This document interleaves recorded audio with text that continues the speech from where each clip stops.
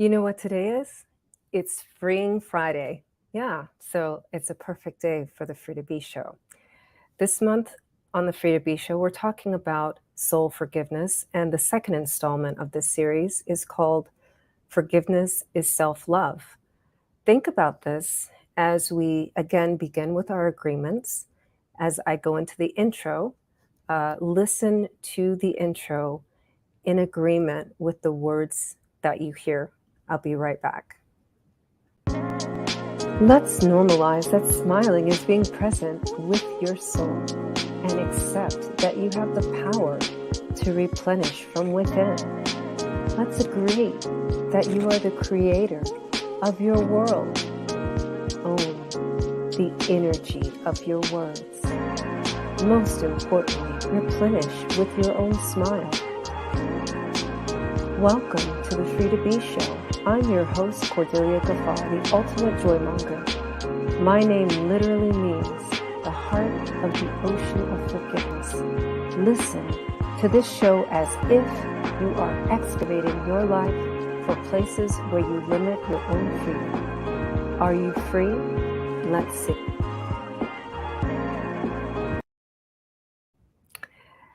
So let's begin with defining what do I mean when I say forgiveness is self-love? Now, I've taken a couple of notes from time to time, for those of you who are watching, you may see me look away or appear not to be looking at the screen. So self-forgiveness is forgiveness is self-love because it actually renders you unapologetic for whatever it is that may have already transpired or may be happening currently. For example, when you experience fear, anxiety, microaggressions or macroaggressions, also known as trauma, you can simply pause and ground yourself with, I am here. And I encourage you to, let's try that now. Touch your heart and touch your stomach, or put both hands on your heart, whatever works for you, and say, I am here. It's like a declaration, right? And because a lot of times we, when we're in that self-abuse mode, and I'll get more to that in a little bit, we tend to stop breathing, right? And what I mean by self-abuse, believe me, I've experienced some traumas, okay? And so I'm not at all diminishing anyone's experience, but there comes a point when in my experience, I have repeated the things that my previous oppressor had been telling me, even long after they're no longer in my life. And so that's where it becomes self-abuse. And again, not to diminish anybody's experience, I've also experienced those thoughts coming without me pulling them up, if you know what I mean, right? They just show up, just like that ticker down there, right? And when they show up, this is cause for pause, so that you love yourself. Hello, Nicholas. Thanks for stopping by. So to get back to declaring, right? I'm going to break it down, the etymology of declare. That's to clarify, right? And to make something clear. One thing that I have said, probably mostly in private conversations with clients, is that once you're clear on that you have a choice, let's start with that part, because many times we feel that we don't even have a choice. And so that in itself is a recognition that you exist, that you're here, that you matter, and an opportunity to love that and love you because of that. So let's talk about being clear that you have choices. Um, as we unburden ourselves with the things that exist, right? Because situations are, and we we have a choice on how to be with them. Quite often, we um, we don't realize that we're making a choice, and so that is where later on, when we're wiser, the forgiveness comes. But I was having a conversation with a friend recently, and he was saying that forgiveness doesn't really mean anything until you've done the work, because a lot of times in life, or most often, through our religions. I know, growing up as an Episcopalian, and now as an adult, as a Muslim, we're always talking about forgiveness.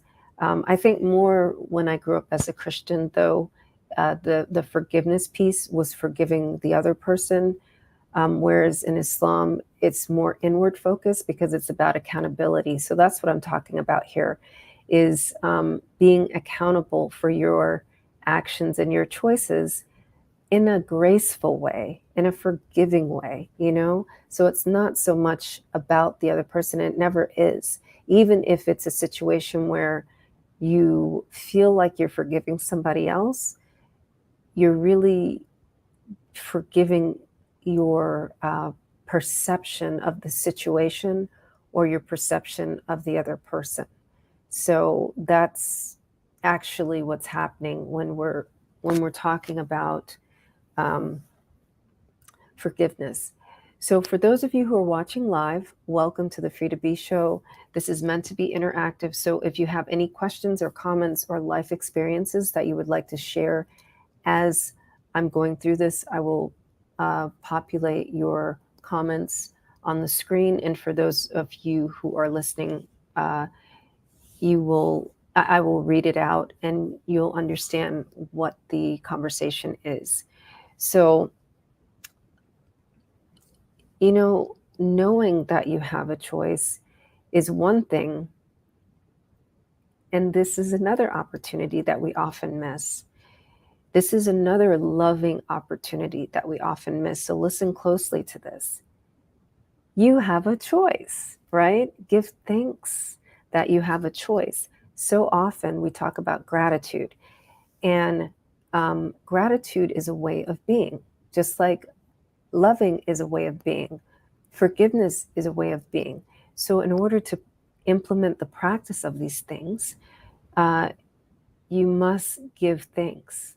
So, the pause is almost like a three-part pause, right?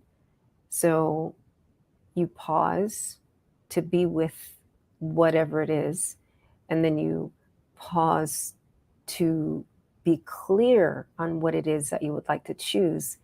And then, even if you don't make a choice, right? Even if you haven't made the choice yet, you can at least give thanks. And give thanks feels different than have gratitude or be grateful, right? So we say give thanks, that you have the choice. Every moment you have breath, you always have a choice. And when your breath ceases, choice is no longer yours. So take a moment and give thanks for the choice.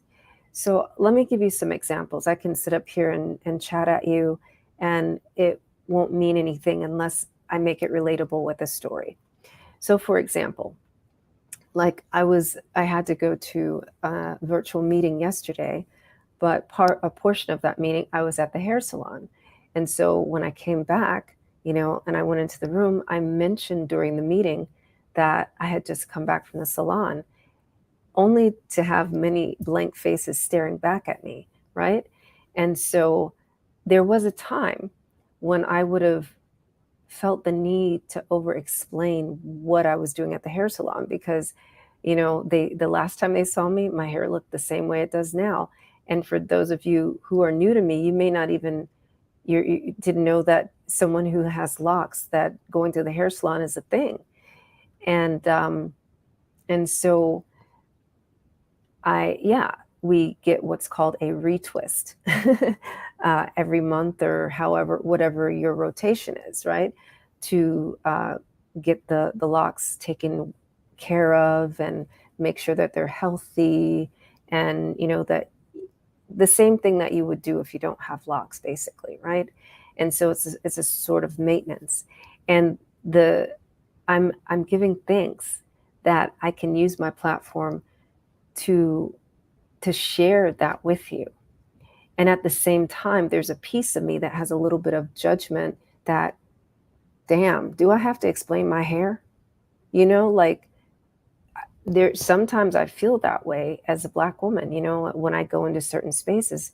I'm like, I just said that I'm a multi-award winning author and speaker, and I'm the host of 3 podcasts. Do I have to explain that I'm good at what I do?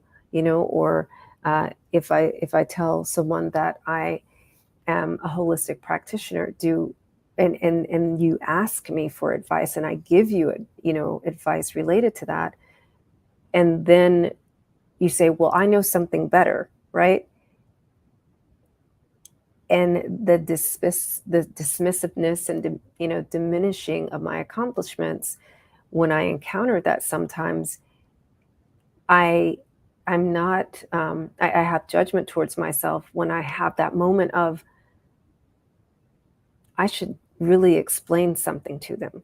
Then I realize that I can pause and be like, who am I being that they don't understand, they don't hear, or I feel the need to explain myself?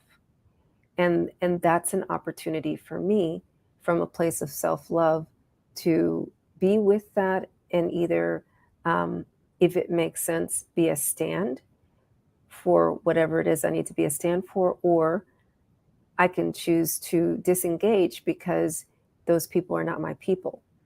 My people would be with me and understand who I am, what I bring, and my power, and what I offer in the world, and they would value that. And so when I recognize that I'm not with my people, then, not that I hide, but I make a choice, and I give thanks for the opportunity to make that choice. So let's talk about what that means, as far as, again, forgiveness being self-love. When forgiveness is self-love and you give thanks for the choice, now I can begin again by loving myself. And so this is where this takes you into what I call my replenish me process, right? Where I can release the what's accepted and expected of a Black woman, right? Or of whatever designation or category I've put myself in, and what role I've assumed in that situation. And I can have compassion for myself and begin again. So releasing attachment to all labels, releasing attachment to all judgments that I have of myself, right? And then choosing in the way of understanding what are my values, and how to use my voice. So I'll be right back after this commercial break, which actually details a little bit more my replenish me process and my upcoming retreat. I'll be right back. Practicing self-love is to nurture the soul. And to nurture the soul requires elemental reconnection with nature. Fire is your sexuality, and earth your mindset, air your voice, and water your heart set. Replenish Me St. Martin experience is what you require for your soul. Join me February 19th through 25th in 2023. Release, restructure, refresh, and rebirth. Nurture your soul elementally in St. Martin.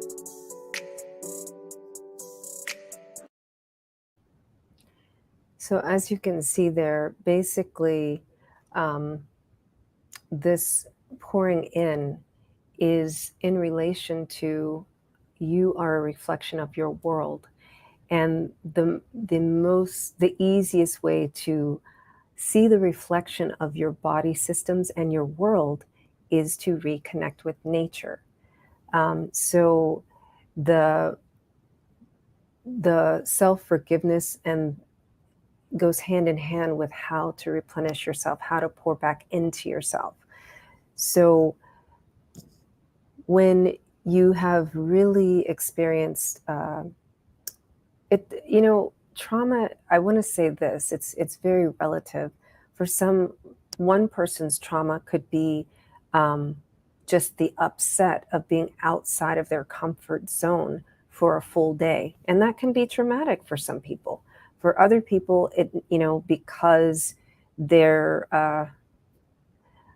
what I call life suit, right, is not acceptable in some places. Their whole life, if they choose to view it that way, is a trauma, right? Um, and by life suit, I mean that the way that we look to, and that's what causes all these judgments and all these preferences and prejudices and everything. So, but instead of accepting all of those things and taking on, be a reflection of what you want to see, right? So, this is why it's important to have that love within in each moment. Just shut it down with a, ah, I am here. I give thanks for me. Mm, it feels good to be me. And when you embody that, do you feel the difference, right? Just me doing that right now, do you feel a difference in how my presence is and how I'm being? And that radiates out to the people that experience you wherever you are, whether it's something virtual or audio only or visual only, or you're just walking down the street or walking anywhere, you know?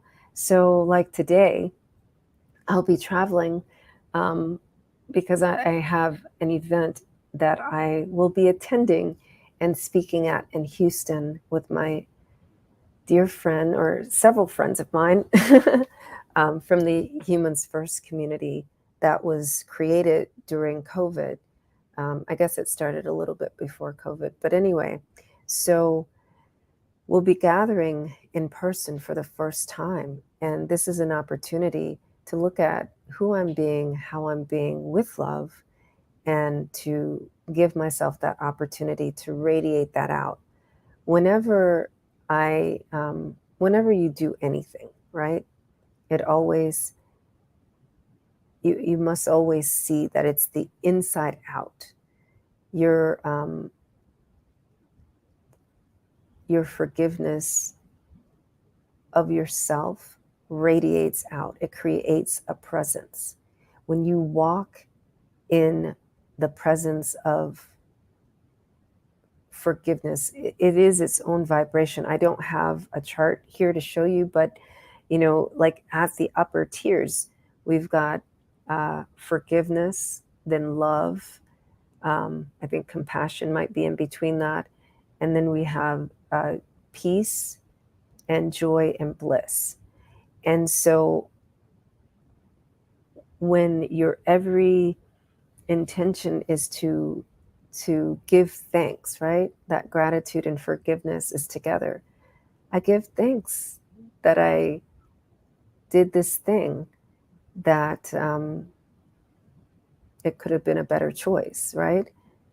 But now that I know better, I can do better. So yesterday I made the choice of, it's so painful to be sometimes in places and feel that you're unseen and you're unheard. And I can choose to ruminate on that, right? Or I can say, you know what?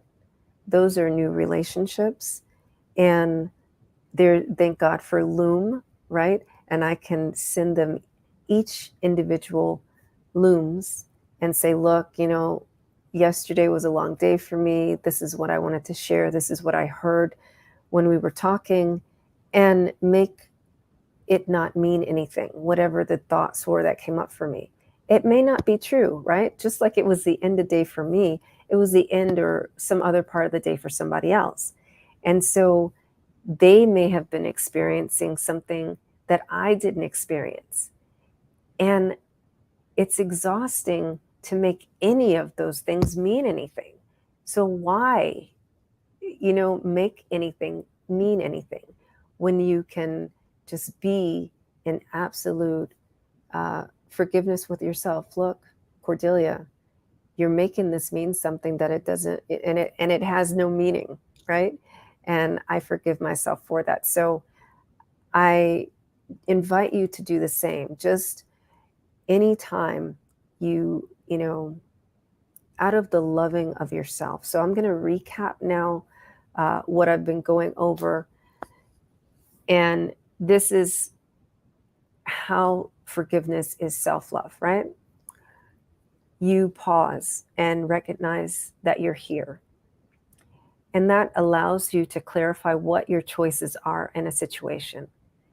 And then you pause again to give thanks for having choice. And then you begin again from this place of love, right? And self-compassion, recognizing and being grateful for your choice. So I appreciate those of you who have been here live. If anyone is watching this on the replay, do put your questions and comments in below, and I will respond. And of course, if you're listening to this on one of the audio platforms of my podcast, always feel free to connect with me by subscribing to my newsletter at cordeliagaffar.com. And for those of you viewing, you'll see that across the screen. If you're listening, the link is in the show notes. So I want to know your experiences with forgiveness. And do you agree? Is forgiveness self-love?